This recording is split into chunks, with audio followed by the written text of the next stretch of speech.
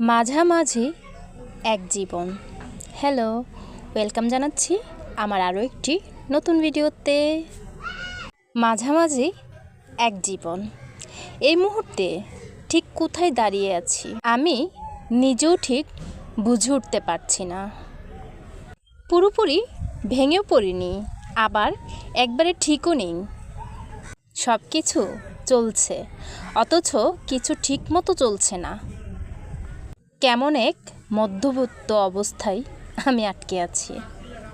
সকাল হয়, আমি নিয়ম মতো উঠে পড়ি, কাজ করি, সবার সাথে কথা বলি, প্রয়োজন মতো হাসি খুশি বিন্দাসভাবে চলি। যতটুকু স্বাভাবিক ঠিক ততটুকুই আমি চলছি। এটাই আমার জীবন। আমি ঠিক ততটাই কিন্তু স্বাভাবিক থাকি, কে বুঝুক না বুঝুক, আমি আমার লাইফটা বিন্দাস চালিয়ে যাচ্ছি। এটাই একটা মাঝামাঝি জীবন।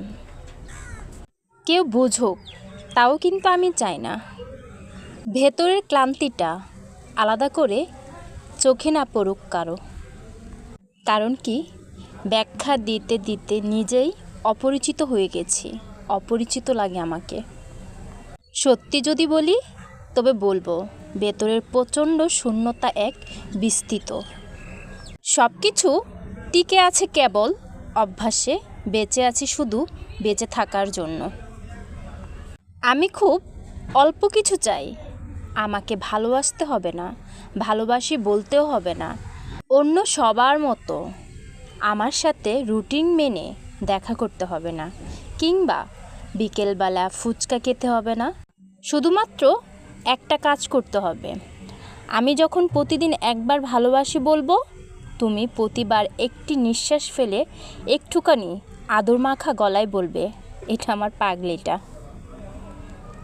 আচ্ছা বলেন তো, নারী বদলায় কেন?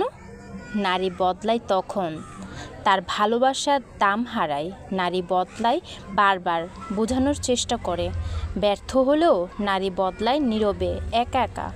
নারী বদলায় সম্মান আর ভরসা তুচ্ছ হলে। নারী বদলায় ধৈর্যের শেষ সীমা পৌঁছাই গেলে। কিন্তু মনে রাখবেন, নারী এমনি কিন্তু বদলায় না। তার পরিবর্তনের পেছনে কোনো না কোনো নীরব গল্প লুকিয়ে থাকে। সেই জন্য কিছু কষ্ট থাকে, যে কষ্টগুলোর নাম থাকে না। আমাদের জীবনে কিছু কিছু কষ্ট আছে যা আমরা প্রকাশ করতে পারি না, নিজের মধ্যে চেপে রাখি। সেই কষ্টগুলি কিন্তু আসলে খুবই ভয়ঙ্কর। তো আজকে আমার ভিডিওটা এতটুকুই। অবশ্যই ভিডিওটা